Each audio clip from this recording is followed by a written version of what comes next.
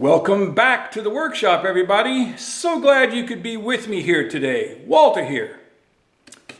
Remember that nice live edge bowl that I turned a few videos back? And it had that beautiful bark edge on there? Not anymore. Yeah, it fell off. As it dried, it just popped right off. Not difficult at all, just slid right off. What happened there was it was the late spring, early summer, and there was a lot of water in the log, so that as it dried, there was so much water under the bark that it just popped right off. Some of you are going to say, well, if you would have used CA glue. Yeah, you know what? I know that I could have used CA glue, but that doesn't stop the amount of movement that this had and the likelihood of that bark staying on and me having to deal with CA glue, which I hate. I just let it come off. So the other thing is, after the rapid drying, there's a lot of cracks. There's washboarding on the bottom. We have to retrue this tenon up and reflatten the bottom before I sand.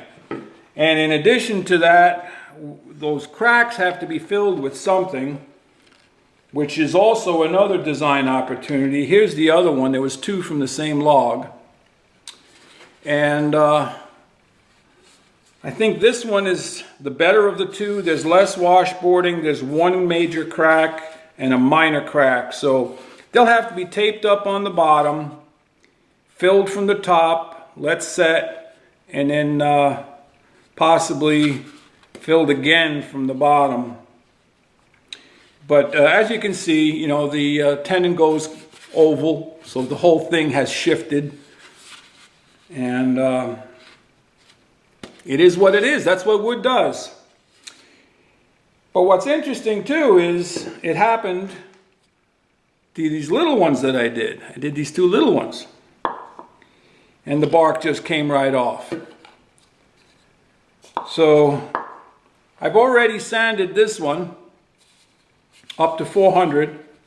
And I'll stop at 400 because I like to use a fairly... it's not quite a surface finish, it's a tung oil varnish, but I wipe it back off so I still have the wood surface, but it fills all the pores. So I have to take the tenon off, but I wanted to show you, look how oval that is. That was round, it was perfectly round when I turned it. So I think, as far as the edge goes, I'm going to leave it natural. There's still traces of the cambium layer, which will darken up as I put the varnish on. And they're just keepsakes for the person who lost a tree. So they'll get these two. I'll sand this one up, and so they'll get those. And with the platters, I'm not sure exactly what I'll fill the cracks with yet. Can always go clear, or I can try to add something to it to color it. I could use maybe some fine brass filings, or I could maybe use some sawdust. I could even create some sawdust and mix it with it so that it kind of blends. So we'll see. But I wanted to share with you that not everything out of the shop is 100% perfect all the time. You get these design opportunities and you got to go after it. But there was a time where I would take one look at all this and in the firewood pile it would go, because I would consider this an abject failure. And I still, to this day, do not like spending time fixing things, changing the plan along the way. I don't like that. I like to stick with my plan, and if it works, it works. If it doesn't, out. But that's why we're all so different, all so unique, just like each and every piece of wood. That's about it for today. So I'll leave you with this picture. You can fill in the blank.